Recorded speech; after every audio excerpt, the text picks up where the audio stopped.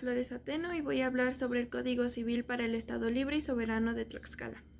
Bueno, para empezar, debemos saber qué es y como concepto tenemos que es considerado un conjunto unitario ordenado y sistematizado de normas de derecho privado, es decir, es un cuerpo legal que tiene como por objeto regular las relaciones civiles de las personas físicas, jurídicas, privadas o públicas, en el cual sabemos que pues el Código Civil del Estado Libre y Soberano de Tlaxcala entró en vigor el 30 de junio de 1885. Sabemos que el código fue elaborado por una comisión integradora, por Antonio M. Vizcaíno, por don Francisco M. Maldonado y don J. Ignacio Márquez. Pues este proyecto se remitió por el señor gobernador del estado en ese entonces, que fue el 23 de junio de 1885. Dentro del Código Civil cabe a destacar varios puntos importantes y pues empezaremos. En el libro primero, hablando de las reglas generales, en el artículo es del artículo primero al artículo 30. En el cual aclara que cualquier disposición en dicho código en el estado de Tlaxcala, ya sean situaciones o relaciones jurídicas civiles, no son sometidas a las leyes federales. Y otro punto importante es que las leyes del estado de Tlaxcala no harán ninguna distinción entre las personas, ya sea por sexo, por color, por distinción entre filiación, raza, creencias religiosas o ideologías políticas. En el libro segundo habla de las personas, que es del artículo 31 al 34. En el título primero habla de las personas físicas y de la capacidad. Cabe destacar que se consideran personas físicas a los seres humanos que tienen capacidad de goce y capacidad de ejercicio, en el cual, ¿qué entendemos por capacidad de goce? Es que se adquiere por el nacimiento y se pierde por la muerte, en el cual la ley lo protege desde que es concebido hasta que nace vivo, en el cual surte efectos jurídicos de protección legal y lo resguardan a partir de su concepción. La capacidad de ejercicio para poder realizar actos jurídicos y hacer poder valer los derechos reconocidos por la ley a las personas con mayoría de edad, en uso pleno de sus facultades mentales. Otro punto a considerar es que los residentes pueden ser demandados ante los tribunales. En el título segundo del domicilio habla que es del artículo 35 al 38, en el cual estipula que los domicilios de las personas físicas en el lugar en el que residen, para poder asumir su propósito de avecindarse, es necesario vivir mínimo 6 meses. También se otorgan casos donde se reputa domicilio legal, en el cual, por ejemplo, es cuando un menor de edad no emancipado de la persona o no personas cuya patria potestad está sujeto. Bueno, ahora vamos a pasar al título tercero del matrimonio, que habla del artículo 39 al 41, en el cual en el capítulo primero es de los esponsales. En este dictamina que es la promesa de matrimonio que se hace mutuamente el hombre y la mujer. Esto no quiere decir que produce alguna obligación para poder contraer el matrimonio, pero al rehusarse de cumplir el compromiso de matrimonio, puede o deberá pagar los gastos de la otra parte que hubiere hecho por motivos matrimoniales ya proyectados. Bueno, en el capítulo 2 habla de los requisitos necesarios para contraer matrimonio, que es del artículo 42 al 51. Bueno, el matrimonio debe celebrarse ante funcionarios que establecen la ley y solemnidades que exija.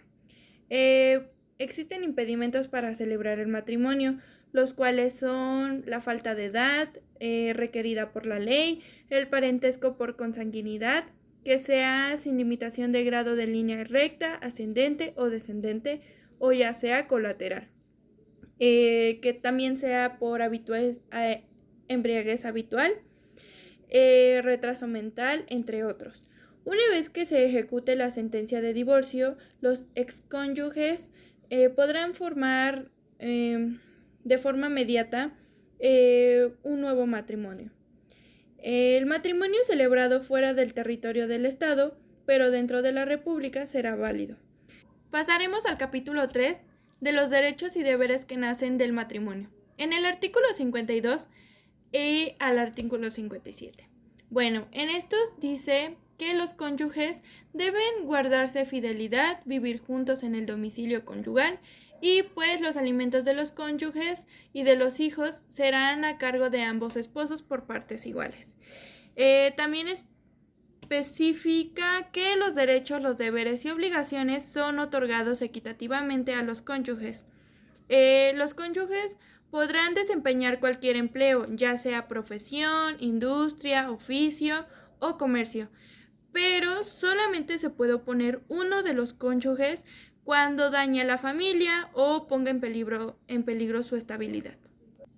Bueno, ahora vamos a pasar al capítulo 4 que habla de las relaciones patrimoniales de los cónyuges. En la sección primera habla de las disposiciones generales, que es del artículo 58 al 65, en el cual dicta que el régimen económico del matrimonio puede ser por sociedad conyugal o por separación de bienes. Pasamos a la segunda sección que habla sobre las capitulaciones matrimoniales, que es el artículo 66. En las capitulaciones matrimoniales son los pactos que hacen los esposos o los celebran para construir una sociedad conyugal, en el cual se pueden otorgar antes o durante la celebración del matrimonio y no pueden ser alteradas ni se pueden revocar después de la celebración del matrimonio. Bueno, continuamos con la sección tercera de la separación de bienes, es el artículo 67 y 68, en el cual dice que los cónyuges conservarán la propiedad y administrarán sus bienes que respectivamente les pertenecen. En estos son propios de sus salarios, sus sueldos, sus ganancias. En la sección cuarta habla sobre la sociedad conyugal, que es del artículo 69 al 70, en el cual consiste que en la formación y administración de un patrimonio común se rigen por las capitulaciones matrimoniales y la sociedad conyugal puede terminar o cesar su capacidad cuando exista una disolución de matrimonio, ya sea por voluntad de los consortes o porque la sentencia se declare una presunción de muerte del cónyuge, ya que pues fue dictaminado anteriormente ausente. En la sección quinta de las donaciones antenupciales, que es del artículo 71 al 75, se consideran donaciones antenupciales a donaciones antes del matrimonio, donaciones de un extraño hacia alguno de los prometidos o hacia ambos. Las donaciones antenupciales son revocables por el adulterio o el abandono injustificado del hogar conyugal. En la sección sexta habla de las donaciones entre consortes. Es del artículo 76 al 77. En el cual dice que los consortes pueden ser o pueden hacer donaciones sin tener en cuenta cualquier contrato o reglas que rigen la sociedad conyugal. Bueno, ahora pasaremos al capítulo 5 que habla de los matrimonios nulos e ilícitos. Es del artículo 78 al 105, en el cual dice que causa nulidad de un matrimonio ya sea por error cerca de la persona a quien se contrae, que el matrimonio incurre el artículo 43, ya sea impotencia causada por un aspecto físico para estar en el matrimonio y no sea curable. Si se declara nulidad y la mujer está encinta, pues se dictarán algunas precauciones establecidas por el libro sexto. Bueno, ahora pasamos al capítulo 6 del divorcio. En la sección primera habla sobre las disposiciones generales, que es del artículo 106 al 114, en el cual sabemos que el divorcio puede ser voluntario o puede ser incausado. En el voluntario sabemos que puede ser solicitado por común acuerdo por ambos cónyuges, ya sea por vía administrativa o judicialmente, en el cual, pues, dependiendo de las circunstancias del matrimonio, será el que vayan a usar. En el divorcio incausado es cuando solamente uno de los cónyuges lo reclama ante la autoridad judicial. En todo este juicio del divorcio, las audiencias siempre van a ser privadas. La reconciliación de los cónyuges pone término al procedimiento de divorcio voluntario o incausado. Cuando se deja pasar más de 2 meses sin continuar el procedimiento de divorcio, se declara una caducidad del oficio y se manda a archivar el expediente. En la sección segunda del divorcio voluntario, es del artículo 115 al 122, dice que los cónyuges que pidan de formalidad su divorcio deberán acompañar su demanda con un convenio. Cuando un cónyuge es menor de edad, necesita un tutor especial para poder solicitar su divorcio. En la sección tercera del divorcio incausado es el artículo 123 al 135, en el cual dice que lo podrá pedir cualquiera de los cónyuges solo con la manifestación de no querer continuar con el matrimonio. Otro punto a considerar es que la sentencia del divorcio podrá fijar la situación de los hijos conforme a los intereses superiores del menor y pues conforme al derecho de familia. La sección cuarta del divorcio administrativo, que es del artículo 135, pero el A, B y C. Para poder solicitarlo se necesita presentarlo por escrito y pues necesita uno exhibir una copia certificada del acta del matrimonio. El divorcio puede ser solicitado por esta vía y no tendrá ningún efecto legal.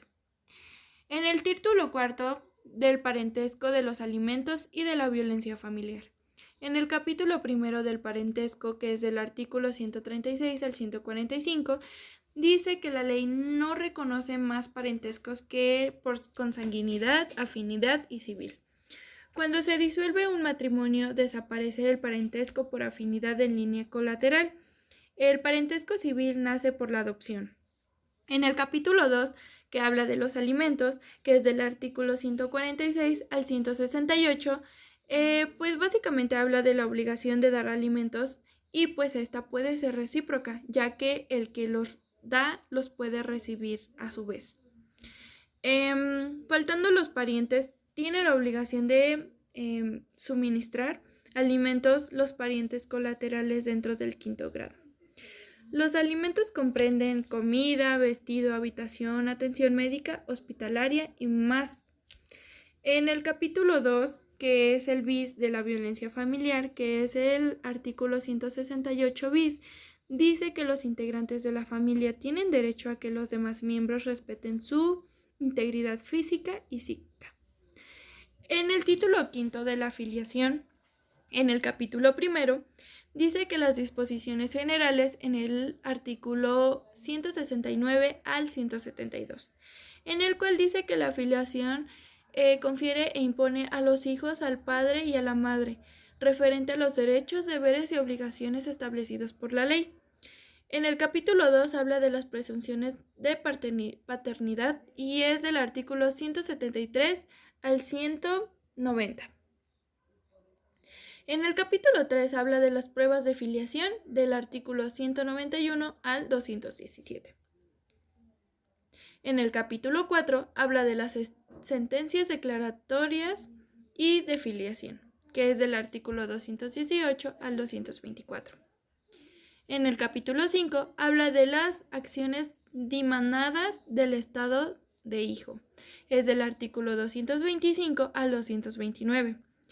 En el capítulo 6 hablamos sobre la adopción, en el cual sabemos que solamente las personas mayores de 30 años, con su pleno ejercicio de sus derechos, pueden adoptar a una o a más personas menores de 18 años. Bueno, ya que sabemos que tienen los medios suficientes para proveer la subsistencia, educación, el cuidado de la persona a quien se trata de adoptar como hijo propio, el cual se encuentra en los artículos 230 al 238. Seguimos con la sección primera de la adopción simple, que es del artículo 239 al 240. En la segunda sección habla sobre la adopción plena, que es del artículo 241 al 244. En la tercera sección habla de la adopción internacional, que es del artículo 245 al 246 bis. En el título sexto habla sobre la menor de edad, que es del artículo 247 al 251. En el título séptimo habla sobre el estado de incapacidad, que es del artículo 200 252 al 259. En el título octavo habla sobre la patria potestad. Contiene el primer capítulo que habla sobre los efectos de la patria potestad, que son los efectos respecto a los hijos, que son del artículo 260 al 274. En el segundo capítulo habla sobre los efectos de la patria potestad respecto a los bienes del hijo, que son del artículo 275 al 283. En el capítulo 3 habla sobre los modos de acabarse y suspender la patria potestad, que son el artículo 284 al 290. Tenemos un título noveno en el cual habla sobre tutela. En el capítulo primero habla sobre disposiciones generales, que son del artículo 291 al 309. Y pues básicamente su objetivo es la guardia de la persona y bienes aquellos que no están sujetos a una patria potestad. Seguimos con el capítulo 2 que habla sobre la tutela testamentaria, que son del artículo 310 al 324. Seguimos con el capítulo 3 de la tutela legítima de los menores, que son del artículo 325 al 328. Seguimos con el capítulo 4 de la tutela legítima de los dementes, idiotas, imbéciles, sordomudos, ebrios y de los farmacodependientes, que son en el artículo 329 al 334. Tenemos el capítulo 5 que habla sobre la tutela legítima de los menores abandonados, que son del artículo 335 al 337. Tenemos el capítulo 6 que habla sobre la tutela dativa, que son del artículo 338 al 346. Tenemos el capítulo 6 bis que habla sobre la tutela preventiva, que son del artículo 346 bis. Y pues tenemos el capítulo 7 que habla de las personas inhábiles para la tutela y de las que deben ser separadas de ellas, que habla del artículo 347 al 355. Seguimos con el capítulo 8 que habla sobre la excusa de la tutela, que son del artículo 356 al 365. Tenemos el capítulo 9 que habla sobre la garantía que deben prestar los tutores para poder asegurar su manejo, el cual habla del artículo 366 al 382. Seguimos con el capítulo 10, que es el desempeño de la tutela, que es el artículo 383 al 432. Bueno, ya que sabemos que tienen los medios suficientes para proveer la subsistencia, educación, el cuidado de la persona a quien se trata de adoptar como hijo propio, el cual se encuentra en los artículos 230 al 238. Seguimos con la sección primera de la adopción simple, que es del artículo 239 al 240. En la segunda sección habla sobre la adopción plena, que es del artículo 241 al 244. En la tercera sección habla de la adopción internacional, que es del artículo 245 al 246 bis. En el título sexto habla sobre la menor de edad, que es del artículo 247 al 251. En el título séptimo habla sobre el estado de incapacidad, que es del artículo 252 al 259. En el título octavo habla sobre la patria potestad. Contiene el primer capítulo que habla sobre los efectos de la patria potestad, que son los efectos respecto a los hijos, que son del artículo 260 al 274. En el segundo capítulo habla sobre los efectos de la patria potestad respecto a los bienes del hijo, que son del artículo 275 al 283. En el capítulo 3 habla sobre los modos de acabarse y suspender la patria potestad, que son el artículo 284 al 290. Tenemos un título noveno en el cual habla sobre tutela. En el capítulo primero habla sobre disposiciones generales, que son del artículo 291 al 309. Y pues básicamente su objetivo es la guardia de la persona y bienes aquellos que no están sujetos a una patria potestad. Seguimos con el capítulo 2 que habla sobre la tutela testamentaria, que son del artículo 310 al 324. Seguimos con el capítulo 3 de la tutela legítima de los menores, que son del artículo 325 al 328. Seguimos con el capítulo 4 de la tutela legítima de los dementes, idiotas, imbéciles, sordomudos, ebrios y de los farmacodependientes, que son en el artículo 329 al 334. Tenemos el capítulo 5 que habla sobre la tutela legítima de los menores abandonados, que son del artículo 335 al 337. Tenemos el capítulo 6 que habla sobre la tutela dativa, que son del artículo 338 al 346. Tenemos el capítulo 6 bis que habla sobre la tutela preventiva, que son del artículo 346 bis. Y pues tenemos el capítulo 7 que habla de las personas inhábiles para la tutela y de las que deben ser separadas de ellas, que habla del artículo 347 al 355. Seguimos con el capítulo 8 que habla sobre la excusa de la tutela, que son del artículo 356 al 365. Tenemos el capítulo 9 que habla sobre la garantía que deben prestar los tutores para poder asegurar su manejo, el cual habla del artículo 366 al 382. Seguimos con el capítulo 10, que es el desempeño de la tutela, que es el artículo 383 al 432. Seguimos con el capítulo 11, que habla sobre las cuentas de la tutela y pues están en los artículos 433 al 448. En el capítulo 12 habla sobre la extinción de la tutela, que son del artículo 449 al 450. Tenemos el capítulo 13 que habla sobre la entrega de los bienes y es del artículo 451 al 463.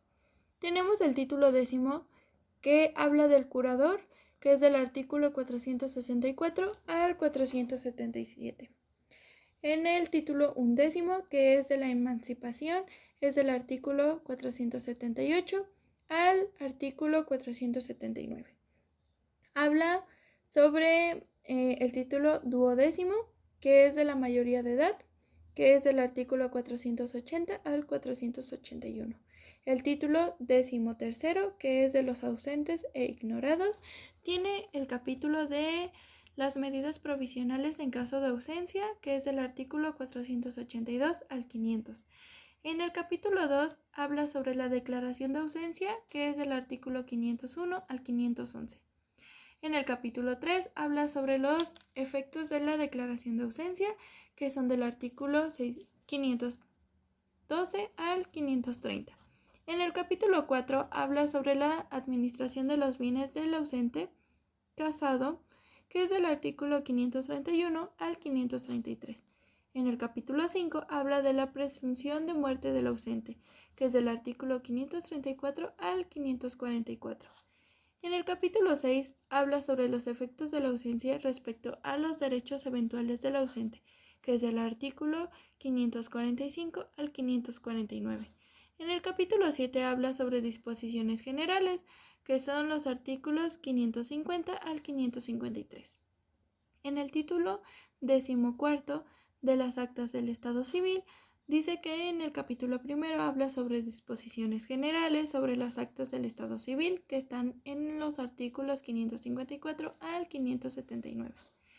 Seguimos con el capítulo 2, que habla sobre las actas de nacimiento, que son el artículo 580 al 598.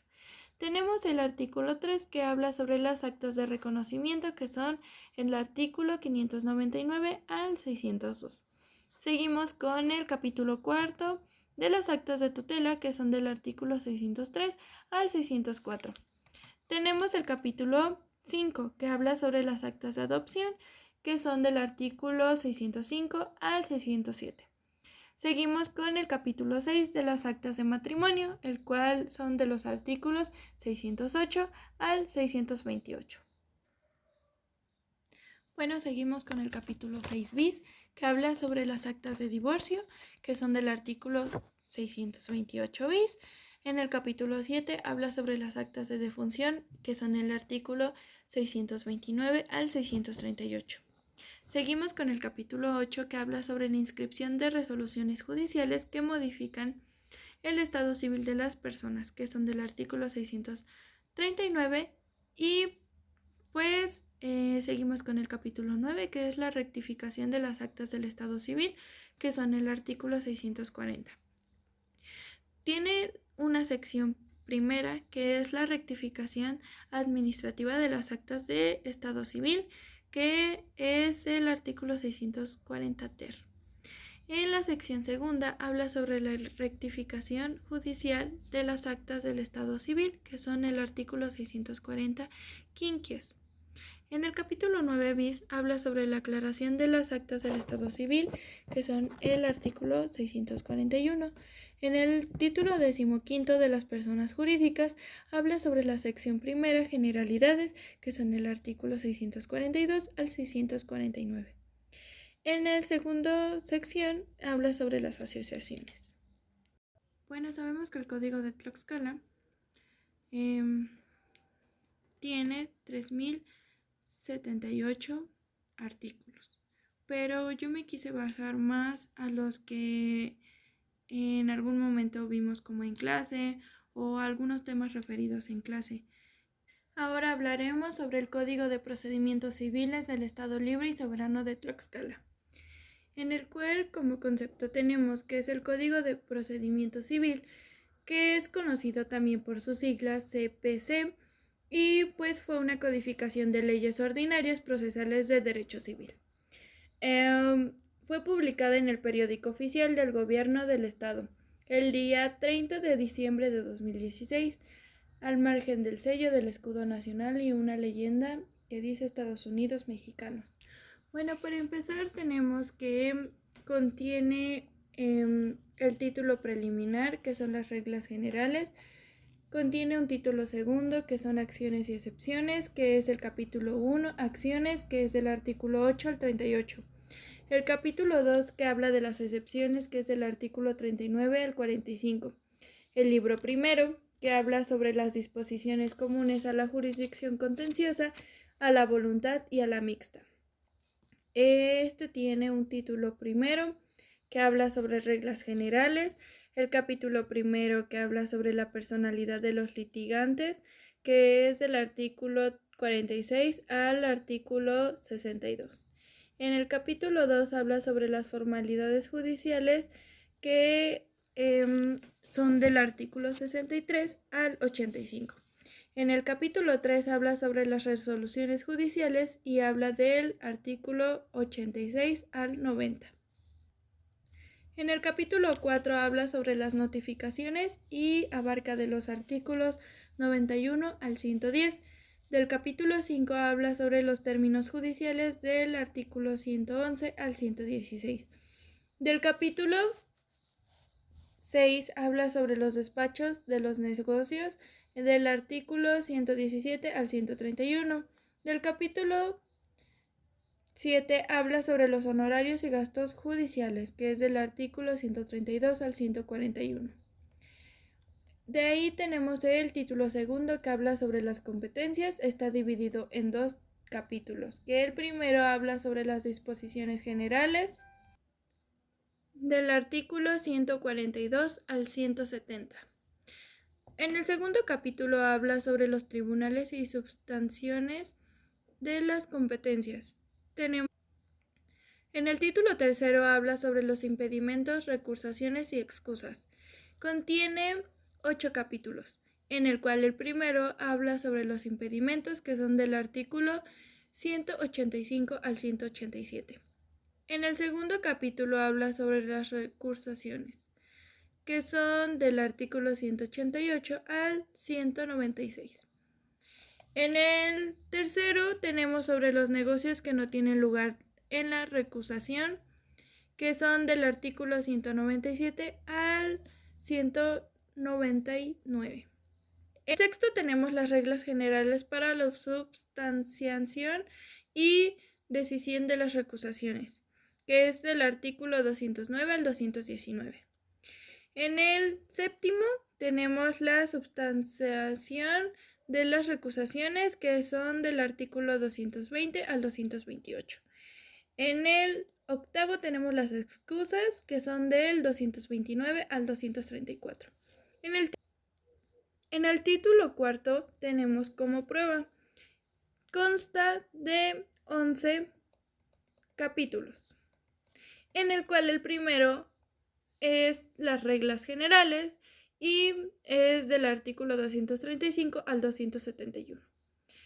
En el segundo habla sobre las confesiones, que son del 272 al 309. Tenemos en el título segundo, que habla sobre competencias, en el cual solamente tenemos 2 capítulos. En el primero habla sobre disposiciones generales, que es del artículo 142 al 170. En el segundo capítulo habla sobre tribunales y substanciación de la competencia. En el capítulo tercero habla sobre los impedimentos, recursaciones y excusas. En el primer capítulo habla sobre los impedimentos, que son del artículo 185 al 187. En el segundo habla sobre recursaciones, que son del artículo 188 al 196. En el capítulo tercero habla sobre las negociaciones que no tienen ningún lugar en la recusación, que son del artículo 197 al 199. En el capítulo 4 tenemos el tiempo que debe proponerse la recusación, que es del artículo 200 al 203. En el capítulo 5 tenemos los efectos de la recusación, que son del artículo 204 al 208. Tenemos el capítulo 6, que habla sobre las reglas generales para la substanciación y decisiones de las recusaciones, que son del artículo 209 al 219. Tenemos el artículo que habla sobre la substanciación de las recusaciones, que es del artículo 220 al 228. Después está el capítulo octavo, en el cual habla sobre las excusas, que es del artículo 229 al 234. Continuamos con el título cuarto, pruebas. Capítulo 1 habla sobre reglas generales, que son del artículo 235 al 271. En el capítulo 2 habla sobre confesión, que es del artículo 272 al 309. En el capítulo 3 habla sobre la declaración de las partes, que son del artículo 310 al 318. En el capítulo 4 habla sobre la prueba documental, que son del artículo 319 al 344. En el capítulo 5 habla sobre la prueba pericial, que son del artículo 345 al 365. En el capítulo 6 habla sobre la inspección judicial, que es del artículo 366 al 370. En el capítulo 7 habla sobre prueba testimonial, que es del 371 al 409. Seguimos con el capítulo 8. Habla sobre las notas taquigráficas, fotográficas y elementos apartados por la ciencia, que son del artículo 410 al 414. Seguimos con el capítulo 9, que son las presunciones, que son del artículo 415 al 425. En el capítulo 10 habla sobre el valor de las pruebas y es hasta el artículo 455. Seguimos con el capítulo 11, en el cual cabe destacar que tenemos las tachas, que son 456 al 464. Tenemos un título quinto en el cual habla sobre los alegatos y la citación para sentencia, que son del artículo 465 al 475. Tenemos el título sexto, que habla de sentencias y contiene un capítulo sobre reglas generales, que es del artículo 476 al 490. Tenemos otro capítulo que habla sobre las aclaraciones de sentencias, que es del artículo 491 al 503. Tenemos el título séptimo sobre recursos. El primer capítulo habla sobre revocación, que son del artículo 504 al 508. El segundo capítulo habla de apelación, que es del artículo 509 al 553. El capítulo 3 habla sobre queja, que son del artículo 554 al 566. Continuamos con el capítulo 6, que habla sobre resoluciones ejecutorias, en el cual es el artículo 567. Continuamos con el título octavo, que habla sobre ejecución de sentencias, en el cual solamente tiene 3 capítulos. El primero habla sobre la ejecución de sentencias dictadas por los tribunales del Estado, que son del artículo 568 al artículo 595. En el segundo capítulo habla sobre la ejecución de sentencias dictadas por tribunales o jueces que no sean del Estado de Tlaxcala, y pues están en los artículos 596 al 605. En el capítulo 3 habla de secuestros y remates. Tenemos el título noveno, que habla sobre incidentes. Se divide en 3 secciones, la primera, segunda y tercera. La primera habla sobre incidentes en general, que son del artículo 716 al artículo 723. En la segunda sección habla sobre la acumulación de autos, que es del artículo 724 al 735. En la sección tercera habla sobre cuestiones penales en negocios civiles, que son del artículo 736 al 741. Tenemos el título décimo, que habla sobre el artículo 742 al 751. En el título 11, que habla sobre no suspensión de procedimiento, es del artículo 758 al 763. Tenemos el libro segundo, que habla sobre juicios. Tenemos el título primero, que habla sobre actos prejudiciales. Tenemos 2 capítulos. El primero habla sobre medios preparatorios de juicio, que es del artículo 764 al artículo 783. Seguimos con el capítulo 2, que habla sobre providencias precautorias, en el cual tenemos los artículos 784 al 796. En el título 2 hablamos sobre los juicios en general. Contiene 3 capítulos, que es demanda, contestación y juicio ordinario. En demanda es de los artículos 797 al 813. Contestación es de los artículos 814 al 822. En el juicio ordinario habla de los artículos 823 al 825. En el título 3 habla sobre los juicios de posesión y cuestiones relativas a la propiedad y derechos reales. En el capítulo 1 habla sobre interdictos, capítulo 2 habla sobre cuestiones relativas a propiedad a derechos reales. En el título 4 habla sobre juicio de desocupación. En el capítulo 1 habla sobre reglas generales, que es el artículo 920 y 921. En el capítulo 2 habla sobre juicio de desocupación por falta de pago de rentas, que habla del artículo 922 al 947. En el título quinto habla sobre el juicio ejecutivo y contiene 3 secciones. En la primera habla sobre los títulos que motivan a la ejecución, que son del artículo 948 al 961. En la segunda sección habla sobre la ejecución, que son de los artículos 962 al 983. En la sección tercera habla sobre su substanciación del juicio, que son del artículo 984 al 992. Tenemos el título sexto, en el cual habla sobre juicio sobre responsabilidad civil. Tenemos el capítulo primero, que habla sobre responsabilidad civil proveniente del delito. En el título séptimo habla sobre derogación, que son del artículo 1012 al 1064. En el título octavo habla sobre concursos.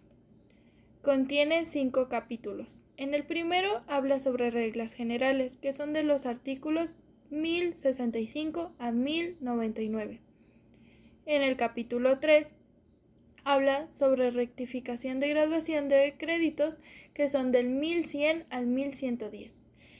En el siguiente capítulo habla sobre la administración de concurso, que son del 1111 al 1131.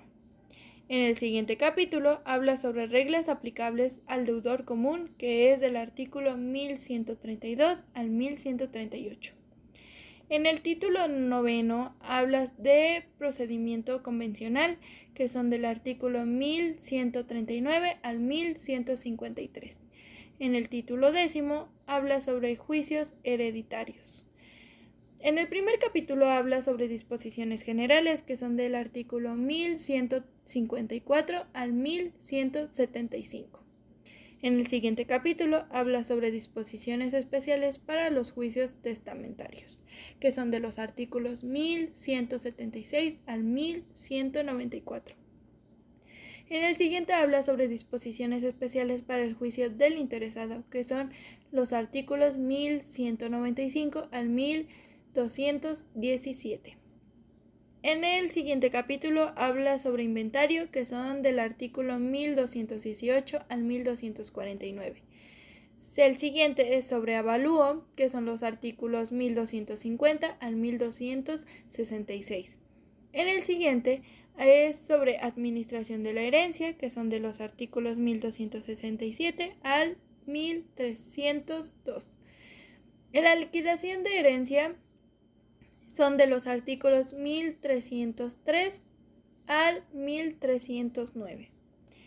En el siguiente capítulo, que es la partición, es del artículo 1310 al 1368.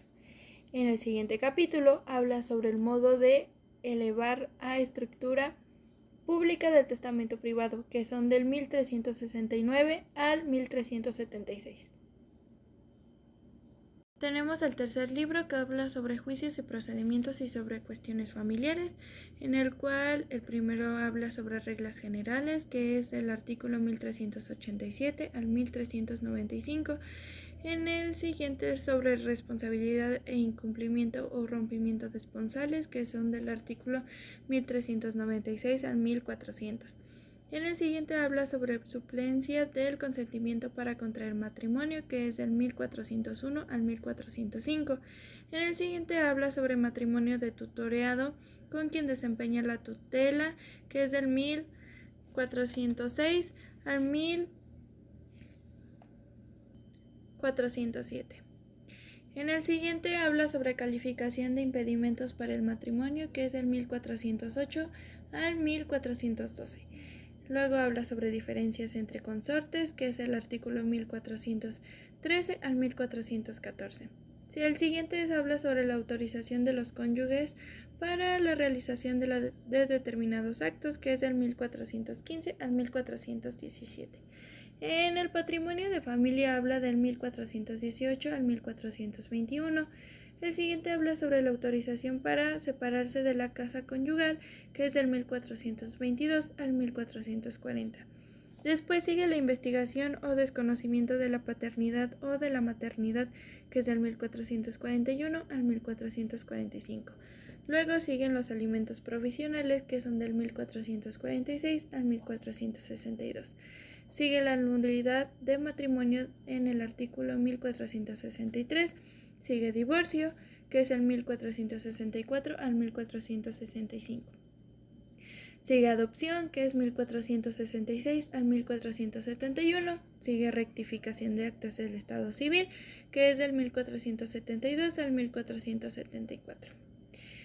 Sigue la declaración de Estado, que es del 1475 al 1477. Después está el juicio de interdicción, que es del 1478 al 1497. Después está el nombramiento de tutores y discernimiento del cargo, que es del 1498 al 1520. Sigue el nombramiento del curador y discernimiento de este cargo, que es del 1521 al 1524. Siguen las disposiciones comunes en 2 capítulos anteriores, que son 1525 a 1552.